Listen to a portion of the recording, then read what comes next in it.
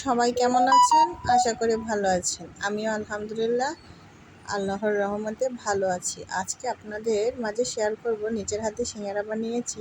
কিভাবে সিঙ্গারা তৈরি করতে হয় সম্পূর্ণ রেসিপিটা এই ভিডিওয় থাকছে। চলুন তাহলে সম্পূর্ণ ভিডিওটা আমরা দেখে নিই।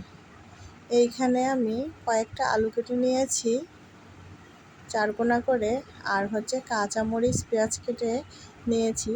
ফ্রাই প্যানে হালকা পরিমাণে তেল দিয়ে পাঁচফোড়ন আর এক টুকরা দারুচিনি দিয়ে পাঁচফোড়নটাকে হালকা ভেজে নিলাম। নিয়ে আলু কাঁচামরিচ পেঁয়াজগুলো দিয়ে দিলাম, দিয়ে তেলে হালকা ভেজে নিলাম। পরিমাণ মতো লবণ, জিরার গুঁড়া, হলুদ, গরম মশলার গুঁড়া দিয়ে ভালো করে আলুটাকে সিদ্ধ করে নিলাম।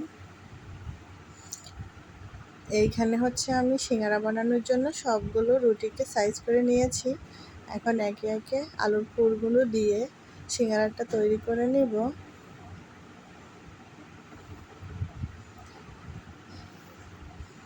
এইভাবে বাসায় তৈরি করে নিলে খেতে অনেক টেস্ট হয়। আশা করি আপনাদের কাছেও ভালো লাগবে। আমি সিঙ্গারাগুলো বানিয়ে নিলাম। এখন চলে যাব ভাজতে। কড়াইতে তেল গরম করতে দিয়ে দিলাম। একে একে সিঙ্গারাগুলো তেলে দিয়ে দিলাম, দিয়ে এপাশ ওপাশ করে লাল লাল করে ভেজে আমি নামিয়ে নিব। আপনারা চাইলে আমার এই ভিডিওটা বাসায় একবার ট্রাই করতে পারেন। বাইরের থেকে কিনে খাওয়ার চেয়ে আপনি যদি বাসায় এইভাবে স্বাস্থ্যকর খাবারটা বানিয়ে খান, আশা করি শরীরের জন্য অনেক ভালো হবে।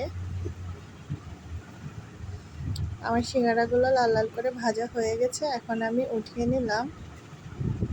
দেখুন কতটা সুন্দর মচমচে হয়েছে। আপনারা চাইলে এইভাবে বাসায়ও তৈরি করে খেতে পারেন। এখন আমি সস দিয়ে সিঙ্গারাগুলো খাবো। দেখেন কতটা সুন্দর হয়েছে, এতটা লোভনীয়। আপনারা না খেলে বুঝবেন না। আশা করি আপনারা এইভাবে একবার বাসায় বানিয়ে দেখুন।